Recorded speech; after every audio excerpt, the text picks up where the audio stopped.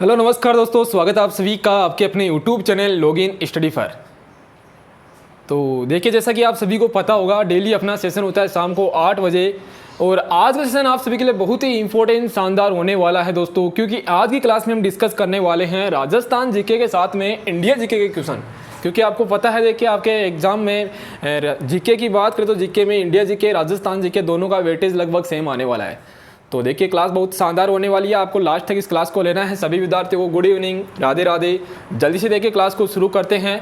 जो भी विद्यार्थी पहली बार आज जुड़े हैं, चैनल को सब्सक्राइब कर लेना, बेल आइकन को प्रेस करना, ताकि आपको रेगुलर क्लासेज का नोटिफिकेशन मिलता रहे। देखिए, आप लोग देख सकते हो यहाँ पे जो भी क्लासेज चलती है वो सभी क्लासेज देखिए दोस्तों यहाँ पे, जैसा कि रीजनिंग का सेशन सुबह 11 बजे, इंडिया जीके 12 बजे, शिक्षण अभिरुचि देखिए शाम 4 बजे, सामान्य हिंदी और राजस्थान जीके सभी सेशन देखिए आपको लेना है। अगर आप चाहते हो इस बार पहले नंबर पर कॉलेज मिले तो देखिए ये सभी क्लासेज लीजिएगा, ठीक ना।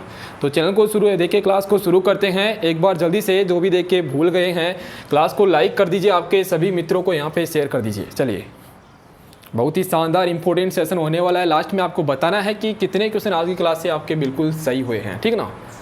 चलिए क्लास को शुरू करें। चलिए फिर देखिए, क्वेश्चन नंबर फर्स्ट की बात करते हैं। आज का क्वेश्चन नंबर फर्स्ट देखिए, राजस्थान में किस शहर में सीमेंट का उत्पादन सर्वाधिक होता है। ये लीजिए क्वेश्चन नंबर फर्स्ट। सीमेंट के बारे में आपसे पूछा जा रहा है कि राजस्थान में सीमेंट का सर्वाधिक उत्पादन किस जिले में होता है। सीमेंट का सर्वाधिक उत्पादन कहाँ पर होता है? चित्तौड़गढ़ जिले में होता है। लिख लेना दोस्तों, कहाँ पर होता है? चित्तौड़गढ़ जिले में सीमेंट का सर्वाधिक उत्पादन होता है। ऑप्शन यहाँ से ए हो जाएगा। अब देखिए दोस्तों, आपको ये भी पूछा जा सकता है कि सीमेंट के उत्पादन में राजस्थान का कौन सा स्थान है। लिख लेना, सीमेंट के उत्पादन में भारत में राजस्थान अपना पहला स्थान रखता है। ये भी आप सभी को ध्यान रखना है। इसके अलावा दोस्तों, सफ़ेद सीमेंट के बारे में पूछा जा सकता है, ठीक ना। सफ़ेद सीमेंट के बारे में भी आपको ध्यान में रखना है। जैसे कि आपसे पूछा जा सकता है कि राजस्थान में सफ़ेद सीमेंट का कारखाना कहाँ पर है, ठीक ना। राजस्थान में सफ़ेद सीमेंट का प्रथम कारखाना कहाँ पर लगा था? नागौर जिले में लगा था। ध्यान रखना, राजस्थान में सफ़ेद सीमेंट का प्रथम कारखाना नागौर जिले में लगा था। और सबसे बड़ा सफ़ेद सीमेंट का सबसे बड़ा कारखाना कहाँ पर है? तो ये देखिए दोस्तों, जोधपुर में, ठीक ना। कहाँ पर है? जोधपुर में है। तो देखिए, जो भी क्वेश्चन एग्जाम में आए हुए हैं सीमेंट से रिलेटेड, वो सभी क्वेश्चन हमने डिस्कस किए हैं। नेक्स्ट क्वेश्चन नंबर 2 की बात करेंगे। मुकुंदरा हिल्स नेशनल पार्क को राजस्थान सरकार ने तीसरा राष्ट्रीय उद्यान कब घोषित किया था? आपको बताना है। चलिए, मुकुंदरा हिल्स नेशनल पार्क कहाँ पर है? कोटा झालावाड़ जिले में स्थित है। कहाँ पर है दोस्तों? कोटा झालावाड़ में है। लिख लेना, एग्जाम में कई बार आ चुका है कि किस जिले में है। कोटा और झालावाड़ जिलों में देखिए। और इसे देखिए, राजस्थान सरकार ने तीसरा राष्ट्रीय उद्यान 9 जनवरी 2012 को घोषित किया था। 9 जनवरी 2012 को घोषित किया था दोस्तों। ये भी आप सभी को ध्यान रखना है। चलिए देखिए, नेक्स्ट क्वेश्चन की बात करते हैं। अगला क्वेश्चन नंबर 3 देखिए, राष्ट्रीय मरु उद्यान को किस नाम से जाना जाता है? आपको बताना है। चलिए, राष्ट्रीय मरु उद्यान कहाँ पर है दोस्तों? जैसलमेर में है। कहाँ पर है? जैसलमेर में है राष्ट्रीय मरु उद्यान। इसे और किस नाम से जाना जाता है? इसे जीवाश्म उद्यान भी कहते हैं, ठीक ना। इसे जीवाश्म उद्यान भी कहते हैं और गोडावन के लिए प्रसिद्ध है। यहाँ पर देखिए दोस्तों, राजस्थान का राज्य पक्षी क्या है? गोडावन, जो कि यहाँ पर देखने को मिलेगा। ये भी आप सभी को ध्यान रखना है। ओके, चलिए देखिए, नेक्स्ट क्वेश्चन की बात करते हैं। अगला क्वेश्चन देखना। अगला क्वेश्चन है क्वेश्चन नंबर 4। राजस्थान के किस जिले में सर्वाधिक गेहूं का उत्पादन होता है? सर्वाधिक गेहूं का उत्पादन राजस्थान के कौन से जिले में होता है? बताइए जल्दी से। देखिए, आरएस प्री में भी ऐसे क्वेश्चन आते हैं और इतना आसान क्वेश्चन तो देखिए आप सभी को पता है। राजस्थान के गंगानगर जिले में सर्वाधिक गेहूं उत्पादन होता है। अगर आपको पूछ लिया जाए भारत के किस राज्य में सर्वाधिक गेहूँ उत्पादन होता है, तो वहाँ पर अपना आंसर हो जाएगा यूपी, ठीक ना। उत्तर प्रदेश में सर्वाधिक गेहूँ का उत्पादन किया जाता है। देखिए, नेक्स्ट क्वेश्चन नंबर 5 की बात करते हैं। राजस्थान के किस शहर में कृषि विश्वविद्यालय स्थित है? देखिए, राजस्थान में दोस्तों टोटल कितने कृषि विश्वविद्यालय है? 5 कृषि विश्वविद्यालय है। पहला कौन सा है? बीकानेर, ठीक ना। पहला कृषि विश्वविद्यालय के बारे में कई बार एग्जाम में आ चुका है। कौन सा है दोस्तों? बीकानेर है। और इसके अलावा देखिए, एक जोबनेर में भी है, ठीक ना। जोबनेर कहाँ पर है? ये जयपुर जिले में पड़ता है जोबनेर। यहाँ पर भी देखिए एक कृषि विश्वविद्यालय है। इसके अलावा देखिए, उदयपुर, कोटा, जोधपुर, उदयपुर, कोटा और जोधपुर। तो यहाँ पे देखिए दोस्तों, कहाँ पर किस शहर में कृषि विश्वविद्यालय है? तो यहाँ पे राइट आंसर अपना क्या हो जाएगा? Correct answer. अच्छा, देखिए यहाँ पे उदयपुर भी है, जयपुर भी है और बीकानेर भी है। अच्छा, तो क्वेश्चन फिर ऐसे है कि राजस्थान के किस जिले में कृषि विश्वविद्यालय नहीं है, ठीक ना। कृषि विश्वविद्यालय नहीं है, ये क्वेश्चन होगा फिर, है ना। कहाँ पर नहीं है? टोंक में नहीं है। ऑप्शन डी यहाँ पे राइट आंसर होगा, ठीक ना। ऑप्शन डी यहाँ पे करेक्ट आंसर होगा। टोंक जिले में नहीं है कृषि विश्वविद्यालय। इसके अलावा देखिए बीकानेर हो गया, जोबनेर हो गया, जोबनेर जयपुर देखिए दोस्तों। इसके अलावा उदयपुर है और कोटा है, ठीक ना, कोटा है, कोटा। और देखिए एक कौन सा है दोस्तों, एक जोधपुर है, ठीक ना, एक कौन सा है, जोधपुर है। तो 5 जिलों में है। देखिए नेक्स्ट क्वेश्चन की बात करते हैं, क्वेश्चन नंबर 6। संगमरमर की मूर्तियाँ राजस्थान में कहाँ पर बनती है? संगमरमर की मूर्तियाँ ये राजस्थान के किस जिले में बनती है? ये राजस्थान के जयपुर जिले में बनती है, ठीक ना। ऑप्शन ए यहाँ पे होगा राइट आंसर। जयपुर में बनती है सर्वाधिक, ठीक ना, सर्वाधिक जयपुर में बनती है। नेक्स्ट क्वेश्चन नंबर 6 की बात करते हैं, 7 की बात करते हैं। राजस्थान का दूसरा स्पाइस पार्क कहाँ पर स्थापित किया गया है? अच्छा, पहला कहाँ पर है? पहला तो देखिए दोस्तों जोधपुर में है। पहला तो कहाँ पर है? जोधपुर में है। लेकिन राजस्थान का दूसरा स्पाइस पार्क जो कि कोटा में 2019 में स्थापित किया गया था, ठीक ना। कब किया गया था? 2019 में कोटा में स्थापित किया गया था। आपको ध्यान में रखना है। देश में अगर हम बात करें, देखिए भारत में टोटल 7 स्पाइस पार्क है, ठीक ना। भारत में कितने हैं? टोटल 7 स्पाइस पार्क है। स्पाइस मतलब मसाला होता है, ठीक ना, मसाला पार्क है। चलिए लिख लिया सभी ने। इसी प्रकार दोस्तों राजस्थान में बायोलॉजिकल पार्क कहाँ पर है? नारगढ़ जयपुर में, ठीक ना। बायोलॉजिकल पार्क कहाँ पर है? नारगढ़ जयपुर में है। ये भी आपको ध्यान में रखना है, क्वेश्चन एग्जाम में कई बार आ चुका है।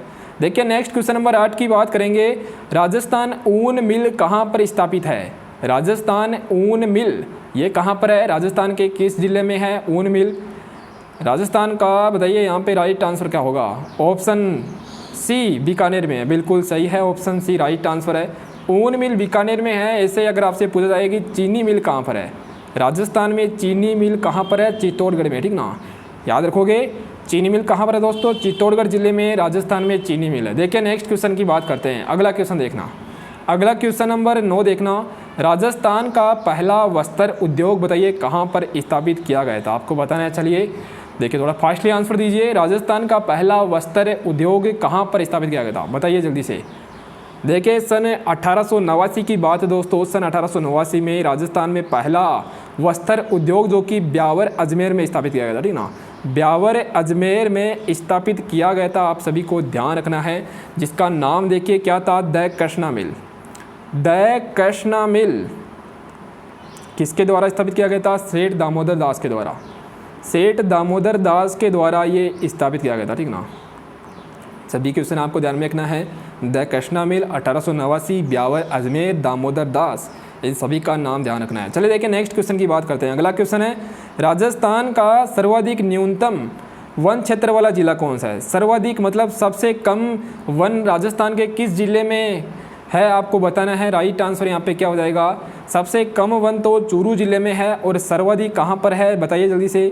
सर्वाधिक वन राजस्थान के किस जिले में है? उदयपुर जिले में। ये भी आप लोगों को ध्यान रखना है। सर्वाधिक कहाँ पर है? उदयपुर में है। सबसे कम कहाँ पर है? यहाँ पे चूरू में है। और सर्वाधिक संख्या में कौन से वन है राजस्थान में? सर्वाधिक संख्या में, ठीक ना, सर्वाधिक संख्या में कौन से वन है? तो फिर देखिए आंसर हो जाएगा धोकड़ा वन, ठीक ना। धोकड़ा वन को धोक वन भी कहते हैं। धोकड़ा वन को धोक वन भी कहते हैं। ये भी आप सभी को ध्यान में रखना है। राजस्थान की बात करें, यहाँ पे कुल वन क्षेत्रफल कितना है? यहाँ पे कुल वन क्षेत्रफल कितना है? वनों का कुल क्षेत्रफल देखिए 16,572 वर्ग किलोमीटर में फैले हुए हैं, ठीक ना। 16,572 वर्ग किलोमीटर में वनों का क्षेत्रफल है। देखिए नेक्स्ट क्वेश्चन की बात करते हैं। अगला क्वेश्चन नंबर 11 देखना। वह झील बताइए जिसके किनारे पर संगमरमर के 25 शिलालेख स्थित है। बताइए जल्दी से।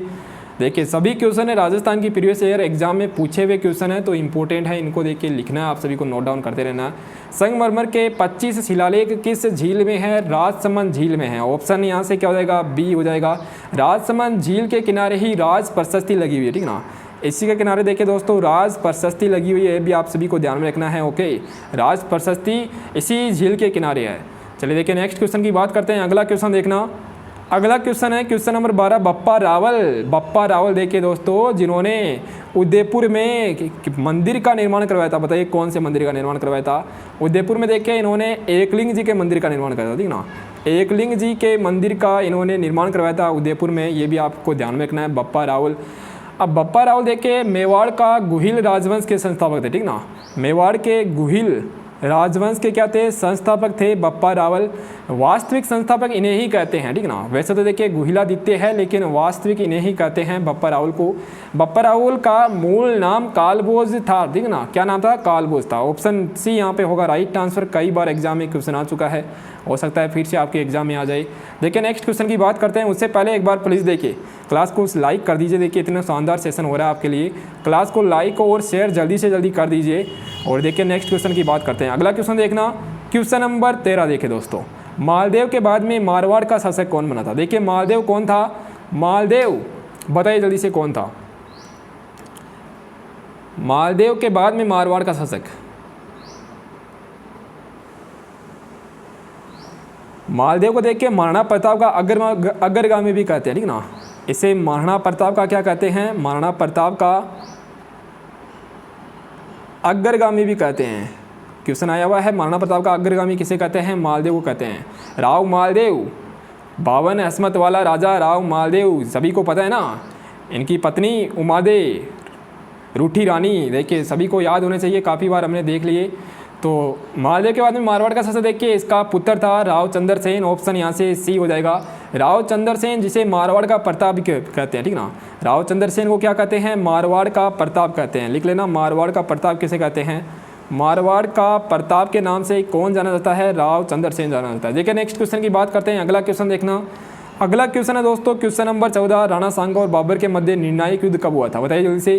राणा सांगा और बाबर के मध्य कौन सा युद्ध हुआ था? देखिए खानवा का युद्ध हुआ था, ठीक है। कौन सा युद्ध हुआ था? खानवा का युद्ध हुआ था। अब देखिए खानवा का युद्ध की बात करें तो बाबर, देखिए दोस्तों बाबर ने जितने भी युद्ध लड़े थे उन सभी युद्धों में बाबर की जीत हुई थी। आपको ध्यान में रखना है, बाबर ने देखिए जितने भी युद्ध लड़े थे उन सभी में बाबर की क्या हुई थी? जीत हुई थी। तो खानवा का युद्ध देखिए कब हुआ था? 16 मार्च 1527 को हुआ था। किसी बुक में 17 मार्च भी है और किसी में देखिए 16 मार्च भी है। जो भी देखिए आपके आए वो देखिए आपको क्लिक करना है।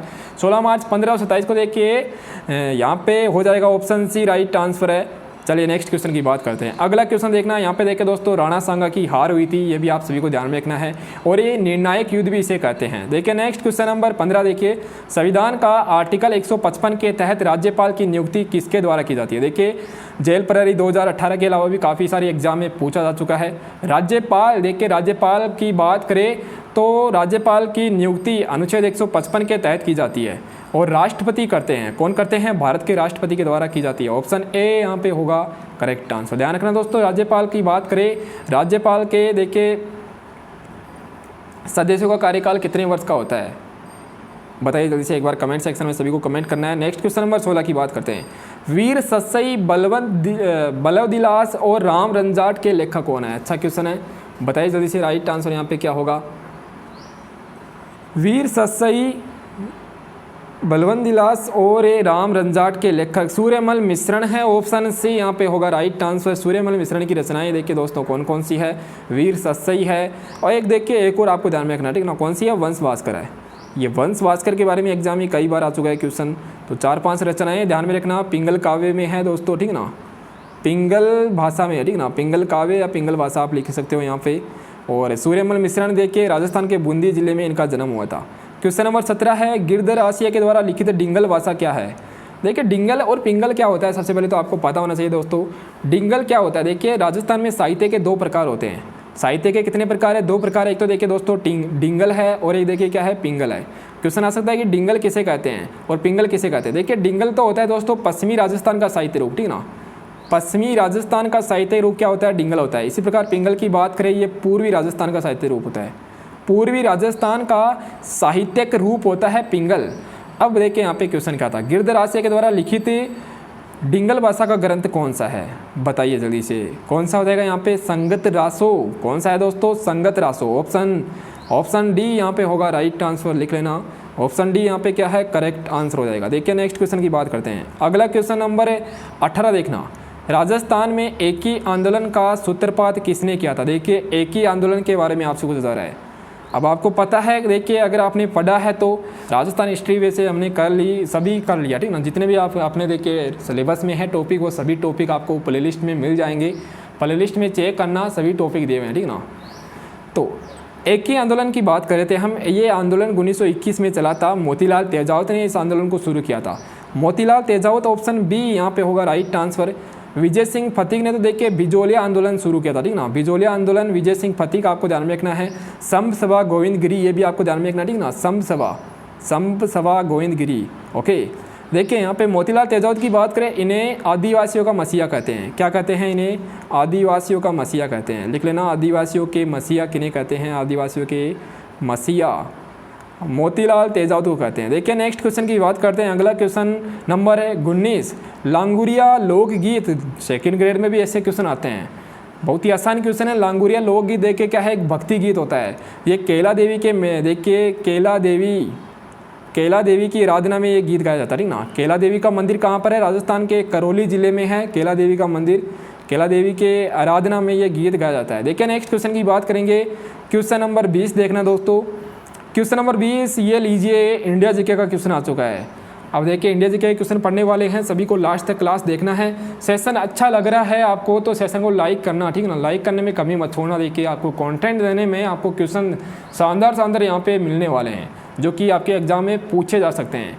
यह देखिए क्वेश्चन है, भारत का पहला नोबेल पुरस्कार जो कि किस विषय के लिए दिया गया था? सबसे पहले तो भारत का पहला नोबेल पुरस्कार कब दिया गया था? 1913 में दिया गया था, ठीक ना।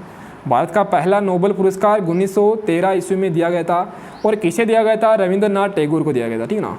रविंद्रनाथ टैगोर को दिया गया था, ये भी आप सभी को ध्यान में रखना है। और किस विषय के लिए दिया गया था? इनको देखिए दोस्तों, रविंद्रनाथ टैगोर जी को साहित्य के लिए दिया गया था, साहित्य के लिए दिया गया था। दूसरा नोबेल पुरस्कार भी एग्जाम में कई बार आ सकता है। राजस्थान का दूसरा नोबेल पुरस्कार देखिए वैज्ञानिक थे सीवी रमन, 1930 में दिया गया था। किन्हें दिया गया था? सीवी रमन को दिया गया था। सीवी रमन को दिया गया था विज्ञान के क्षेत्र में, ठीक ना।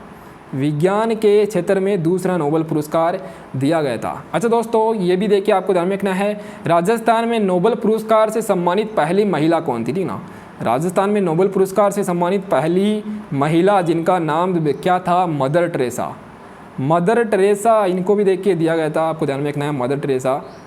ये देखिए इनको शांति के लिए, इनको शांति का पुरस्कार मिला था, नोबेल शांति पुरस्कार। ध्यान में रखना है, इनको क्या दिया गया था? नोबेल का शांति पुरस्कार दिया गया था। देखिए नेक्स्ट क्वेश्चन की बात करते हैं। अगला क्वेश्चन नंबर 21 है, भारत के संसद के ऊपर हाउस को, ऊपरी हाउस को मतलब देखिए किस नाम से जाना जाता है? ऊपर हाउस को बताइए जल्दी से। भारत के संसद के अपर हाउस को किस नाम से जाना जाता है? राज्यसभा के नाम से कहते हैं। ऑप्शन बी यहाँ पे होगा राइट आंसर। देखिए ऊपरी सदन को, उच्च सदन को राज्यसभा कहते हैं, ठीक ना। उच्च सदन को क्या कहते हैं? राज्यसभा कहते हैं, आपको ध्यान में रखना है। और निम्न सदन को लोकसभा कहते हैं। निम्न सदन को लोकसभा कहते हैं, निम्न सदन को। अब निम्न सदन की जगह आ सकता है लोअर हाउस। निम्न सदन की जगह क्या आ सकता है आपके पास में? यहाँ पे लिखा हुआ लोअर हाउस आ सकता है, लोअर हाउस। देखिए नेक्स्ट क्वेश्चन की बात करते हैं। अगला क्वेश्चन नंबर 22 देखना। क्वेश्चन नंबर 22 है, मोबाइल फ़ोन का आविष्कार किसने किया था? मोबाइल फ़ोन, इसका आविष्कार किसने किया था? बताइए जल्दी से आंसर देना। मोबाइल फ़ोन का आविष्कार किसने किया था? मार्टिन कूपर ने किया था, ठीक ना। मार्टिन कूपर ने किया था। ऑप्शन यहाँ से क्या हो जाएगा? ऑप्शन डी राइट आंसर है, ठीक ना। ऑप्शन डी यहाँ पे होगा करेक्ट आंसर। चलिए देखिए नेक्स्ट क्वेश्चन की बात करते हैं। अगला क्वेश्चन देखना।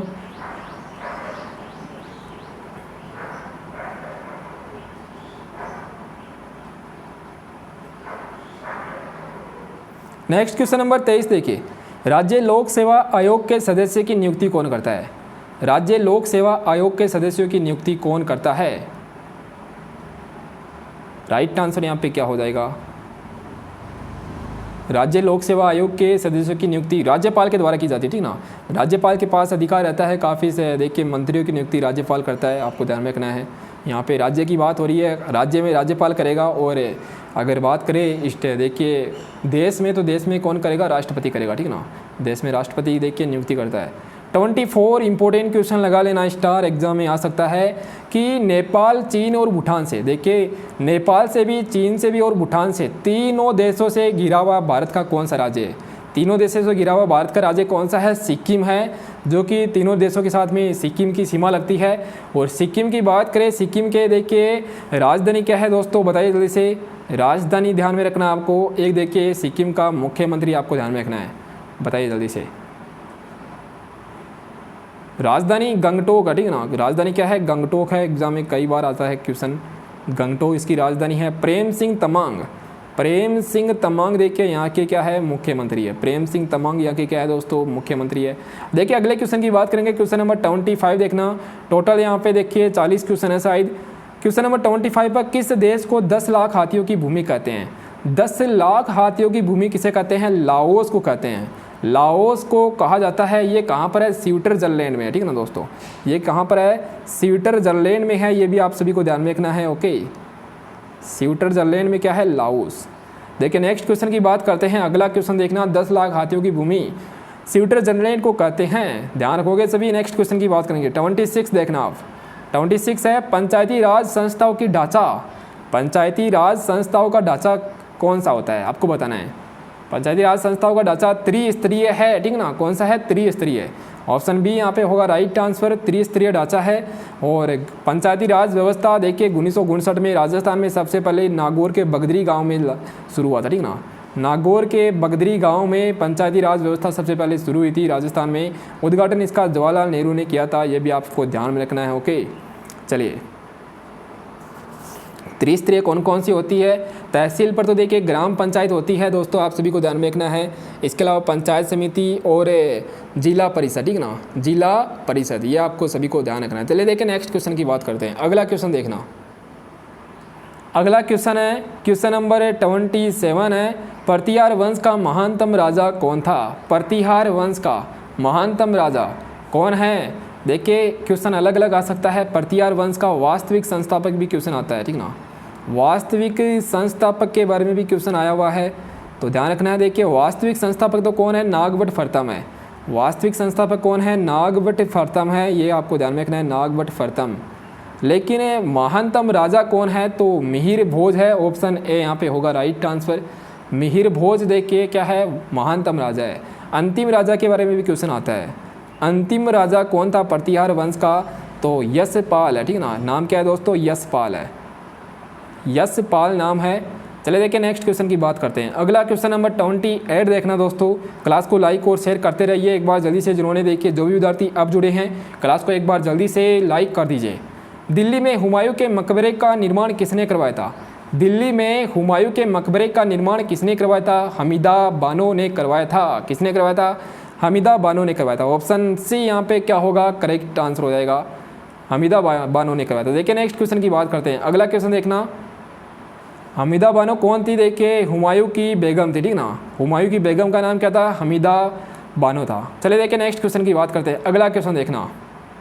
अगला क्वेश्चन है 29, सिकंदर कहाँ का शासक था? बताइए जल्दी से, सिकंदर कहाँ का शासक था? सिकंदर भारत देखिए 326 ईस्वी पूर्व में सिंधु नदी को पार करके इसने देखिए भारत पर आक्रमण किया था, ठीक ना। सिंधु नदी को पार करके 326 ईस्वी ईसा पूर्व में सिंधु नदी को पार करके इसने देखिए भारत पर आक्रमण किया था। कहाँ का शासक था ये? मैसिडोनिया का था। मैसिडोनिया का शासक था, ठीक है ना। ऑप्शन क्या होगा यहाँ से? ए हो जाएगा। ये यूनानी शासक था। क्वेश्चन आ सकता है सिकंदर क्या था? एक यूनानी शासक था। यूनानी शासक था, ये भी आपको ध्यान में रखना है। चलिए नेक्स्ट क्वेश्चन की बात करते हैं। अगला क्वेश्चन नंबर 30 की देखते हैं दोस्तों जल्दी से। क्वेश्चन नंबर 30 है, मरणोपरांत भारत रत्न से सम्मानित प्रथम व्यक्ति कौन थे? बताइए जल्दी से, मरणोपरांत भारत रत्न से सम्मानित पहले व्यक्ति कौन थे?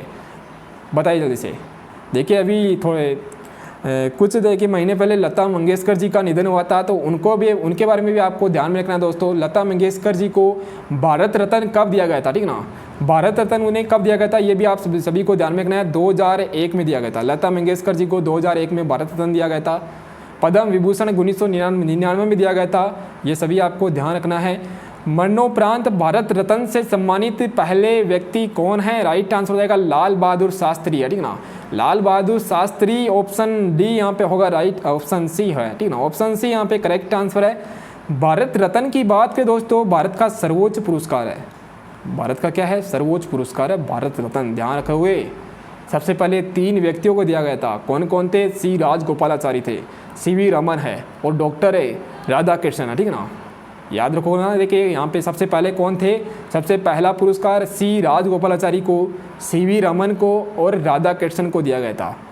और लाल बहादुर शास्त्री, इनकी देख के मृत्यु कब हुई थी? 1966 में इनकी मृत्यु हुई थी। 1966 में इनकी मृत्यु हुई थी, ठीक ना। चलिए देखिए नेक्स्ट क्वेश्चन की बात करते हैं। अगला क्वेश्चन देखना, अगला क्वेश्चन है नेक्स्ट क्वेश्चन नंबर 31। इको मारक किससे संबंधित होता है?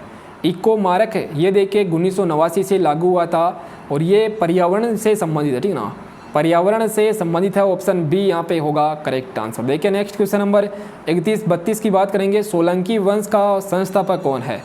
सोलंकी वंश का संस्थापक जिसका नाम क्या है? राइट आंसर यहाँ पे क्या होगा? सोलंकी वंश कहाँ का? गुजरात का, ठीक ना। इसने गुजरात पर शासन किया था सोलंकी वंश ने। ये मूलराज प्रथम देख के इसका संस्थापक है। ऑप्शन यहाँ पे क्या होगा? ऑप्शन ए राइट आंसर होगा, मूलराज प्रथम। देखिए नेक्स्ट क्वेश्चन नंबर 33 की बात करते हैं। अगला क्वेश्चन नंबर 33 देखना। क्वेश्चन नंबर 33 है, विश्व शाकाहारी दिवस किस तिथि को मनाया जाता है? विश्व शाकाहारी दिवस है कब मनाया जाता है आपको बताना है। राइट आंसर यहाँ पे क्या होगा? देखिए विश्व बात करें दोस्तों शाकाहारी दिवस 1 अक्टूबर को मनाते हैं, ठीक ना, 1 अक्टूबर को मनाते हैं। ऑप्शन ए राइट आंसर होगा। 2 अक्टूबर को तो आपको पता है अहिंसा दिवस होता है, ठीक ना। 2 अक्टूबर को कौन सा दिवस है? अहिंसा दिवस है। देखिए नेक्स्ट क्वेश्चन की बात करते हैं। अगला क्वेश्चन नंबर 34 देखना दोस्तों। Man of blood and iron किसे कहा जाता है? बताइए जल्दी से, man of blood and iron किसे कहा जाता है? राइट आंसर यहाँ पे क्या हो जाएगा? जल्दी से आंसर देना, थोड़ा देखिए फास्टली आंसर दिया करो। देखिए हमारा प्रयास है कम समय में जितना ज़्यादा क्वेश्चन हो सके आप सभी को करवाए, ताकि आप देखिए किसी दूसरे सब्जेक्ट को भी पढ़ पाओ। अब देखिए जितना शानदार हो सके उतनी शानदार तैयारी कर लेना, आपके टाइम बहुत कम है एग्ज़ाम का। Man of blood and iron किसे कहा गया है? राइट आंसर यहाँ पे क्या हो जाएगा? बताइए जल्दी से। बिस्मार्क को कहते हैं, ठीक ना। बिस्मार्क देखिए ओटो वॉन बिस्मार्क, इनका पूरा नाम क्या है? ओटो वॉन बिस्मार्क है इनका पूरा नाम, ठीक ना। ओटो वॉन बिस्मार्क इनका पूरा नाम है। और इसके अलावा देखिए यहाँ पे दोस्तों बात करें सरदार पटेल, इनको क्या कहते हैं? भारत के लौह पुरुष कहते हैं। इनको भारत के लौह पुरुष कहते हैं, ठीक ना। इनको क्या कहते हैं? भारत के लौह पुरुष कहा जाता है, आपको ध्यान में रखना है। क्वेश्चन नंबर 35 है, हृदय से बाहर जाने वाली नलिकाओं को क्या कहते हैं? हृदय से बाहर जाने वाली नलिकाओं को क्या कहा जाता है? हृदय से बाहर जाने वाली नलिकाओं को धमनी कहते हैं, ठीक ना, धमनी कहते हैं। ऑप्शन ए यहाँ पे क्या होगा? राइट आंसर होगा। ऑप्शन ए यहाँ पे होगा राइट आंसर। चलिए नेक्स्ट क्वेश्चन नंबर 36 की बात करते हैं। क्वेश्चन नंबर 36 है, हमारे संविधान का कौन सा अनुच्छेद धर्म की स्वतंत्रता प्रदान करता है? बताइए जल्दी से। धर्म की स्वतंत्रता देखिए अभी 2-3 दिन पहले आपको बता भी थे, देखिए धर्म की स्वतंत्रता के बारे में संविधान का कौन सा आर्टिकल है? आर्टिकल देखिए 25 से 28 तक, जिसके अकॉर्डिंग क्या होता है? कोई भी व्यक्ति किसी भी धर्म को अपना सकता है, किसी भी धर्म का प्रचार प्रसार कर सकता है, ये देखिए इसमें दिया हुआ है। तो ध्यान रखना आर्टिकल 25 से 28 तक। इसके अलावा अनुच्छेद 44 की बात करें, सम्मान नागरिक संहिता, ठीक ना, सम्मान नागरिक संहिता आपको ध्यान में रखना है, आर्टिकल 44। इसके अलावा अनुच्छेद 17 की बात करें, अस्पृश्यता मतलब छुआछूत, ठीक ना, किसी भी व्यक्ति को देखिए एक दूसरे व्यक्ति से छुआछूत नहीं करनी, ये देखिए इसमें लिखा हुआ है।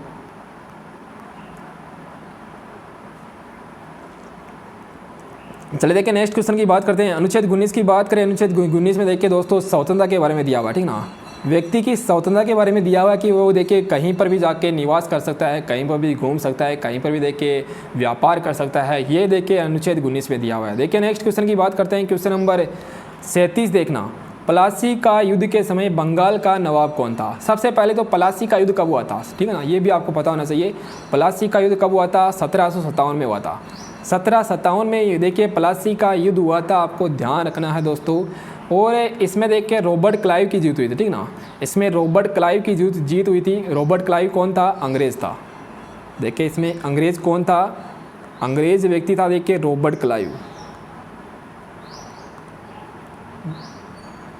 जिसकी देखिए इसमें क्या हुई थी? जीत हुई थी। किस किस के मध्य हुआ था ये? सिराजुद्दौला, बंगाल का नवाब था सिराजुद्दौला, ठीक ना, ये किसका कहाँ का नवाब था? बंगाल का नवाब। बंगाल का नवाब देखिए दोस्तों सिराजुद्दौला, और अंग्रेज़ देखिए यहाँ पे रॉबर्ट क्लाइव, दोनों के मध्य यहाँ पे अंग्रेज़ रॉबर्ट क्लाइव के मध्य हुआ था, जिसमें सिराजुद्दौला की हार हुई थी। 1757 को ये युद्ध हुआ था। देखिए नेक्स्ट क्वेश्चन नंबर 38 की बात करेंगे। कार्य करने की दर क्या कहते हैं? कार्य करने की दर, कार्य को रिप्रेजेंट करते हैं W से, कार्य करने की दर को क्या कहते हैं? शक्ति कहते हैं, ठीक ना। शक्ति कहते हैं। आप सभी को ध्यान रखना है दोस्तों। ओके, ऑप्शन यहाँ से क्या हो जाएगा, सी करेक्ट आंसर है। चलिए नेक्स्ट क्वेश्चन की बात करते हैं। नेक्स्ट क्वेश्चन देखना दोस्तों, शक्ति का ऐसा ही मात्रक क्या होता है, वाट होता है। शक्ति का ऐसा ही मात्रक क्या होता है, वॉट होता है, ठीक ना, क्या होता है, वाट होता है। चलिए नेक्स्ट क्वेश्चन देखना, क्वेश्चन नंबर 39 है, रक्त का अध्ययन क्या कहलाता है, बताइए जल्दी से। रक्त के अध्ययन को क्या कहते हैं, रक्त के अध्ययन को क्या कहते हैं, रक्त के अध्ययन को क्या कहते हैं, हेमोटोलॉजी। ऑप्शन बी यहाँ पे होगा राइट आंसर, हेमोटोलॉजी रक्त के अध्ययन को कहते हैं। हेमोटोलॉजी रक्त के अध्ययन को कहा जाता है। नेक्स्ट क्वेश्चन देखना आप। अगला क्वेश्चन है, नेक्स्ट क्वेश्चन नंबर देखिए यहाँ पे 40, काराकोरम दर्रा भारत के किस राज्य में स्थित है। काराकोरम दर्रा, काराकोरम दर्रा देखिए सबसे ऊंचा दर्रा है ये, ठीक ना, ये क्या है, सबसे ऊंचा दर्रा है। कहाँ पर है, जम्मू कश्मीर में है। भारत का सबसे ऊंचा दर्रा कहाँ पर है, देखिए जम्मू कश्मीर में है। आप सभी को ध्यान रखना है दोस्तों। उत्तराखंड में कौन सा दर्रा है, नीति दर्रा। नीति दर्रा देखिए कहाँ पर है, उत्तराखंड में है। सिक्किम में कौन सा दर्रा है, बोमडिला, बोमडिला, ठीक ना, बोमडिला दर्रा कहाँ पर है, सिक्किम में दोस्तों। आपको ध्यान में रखना है, बोमडिला दर्रा कहाँ पर है, सिक्किम में है। एक देखिए जेलेपला, जेलेपला दर्रा भी कहाँ पर है, सिक्किम में है, ध्यान रखोगे। अरुणाचल प्रदेश में बारालाचा, बारालाचा दर्रा कहाँ पर है, अरुणाचल प्रदेश में, ठीक ना, बारालाचा दर्रा कहाँ पर है, अरुणाचल प्रदेश में। ये भी आप सभी को ध्यान में रखना है। देखिए नेक्स्ट क्वेश्चन की बात करते हैं। जम्मू कश्मीर में और कौन कौन से दर्रे हैं, अगर आप लोग लिखना चाहते हो तो लिख लेना। एक जोजिला दर्रा है, एक देखिए दोस्तों जम्मू कश्मीर में दर्रा कौन सा है, जोजिला दर्रा है। एक पीर पंजाल है, कौन सा है, पीर पंजाल है, लिख लेना। एक कौन सा है, पीर पंजाल है। बनिहाल बुर्जिल, ठीक है ना, एक देखिए दोस्तों बनिहाल दर्रा है और एक बुर्जिल दर्रा है। कौन सा दर्रा है, बुर्जिल दर्रा है। जितने भी क्वेश्चन आते हैं एग्जाम में सभी आपको ध्यान में रखना है, दर्रे के बारे में क्वेश्चन आ सकता है। ऑप्शन यहाँ से ए हो जाएगा राइट आंसर। चलिए नेक्स्ट क्वेश्चन नंबर, अच्छा देखिए क्लास अपनी कंप्लीट हो चुकी है। मैंने आपको 40 क्वेश्चन के बारे में बताया था, पता ही नहीं चला। देखिए आज की क्लास का बहुत ही शानदार इंपॉर्टेंट अच्छे क्वेश्चन आज की क्लास में हमने डिस्कस किए हैं, ठीक ना। आई होप देखिए आप सभी को ये सेशन अच्छा लगा होगा। बहुत ही शानदार क्लास देखिए आज की हमने देखी है यहाँ पे। तो सेशन को प्लीज़ देख के लाइक करना है, आप सभी को शेयर करना है और आप सभी का बहुत बहुत धन्यवाद देखिए दोस्तों क्लास को लास्ट से देखने के लिए। जितना हो सके उतनी तैयारी कर लीजिए, अब आपके एग्ज़ाम के लिए तो बहुत कम टाइम बचा है। तो चैनल पर देखिए, अगर आप लोग पहली बार जुड़े तो देखिए चैनल को क्या करना है, आपको सब्सक्राइब करना है, बेल आइकन को प्रेस कर लेना, ताकि आपको जितनी भी क्लासेज दिन में होती है उन सभी क्लासेज का देखिए नोटिफिकेशन टाइम टू टाइम मिलता रहे, ठीक ना। तो धन्यवाद दोस्तों, चलिए मिलते हैं नेक्स्ट कल सुबह 11 बजे वाली अपनी क्लास में। ओके, धन्यवाद।